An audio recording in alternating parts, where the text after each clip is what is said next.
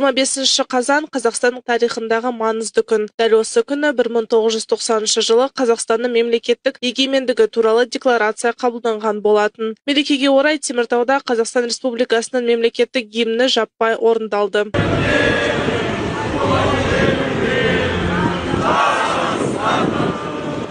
Әнұранды салтанатты түрде орындаудың басты қатысушылары колледждер мен университет студенттері, сондай-ақ шаңырақ орталығының волонтерлері мен жасыл ел жауынгерлері болды.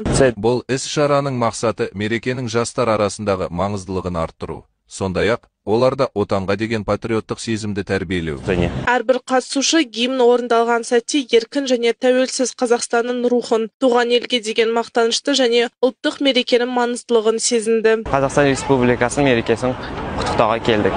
Он жақта шынайы қазақи сезім оянып, біз өзіміздің елімізбен, өзіміздің еліміз болғанымыз, қазақ болғанымыз қуанамыз.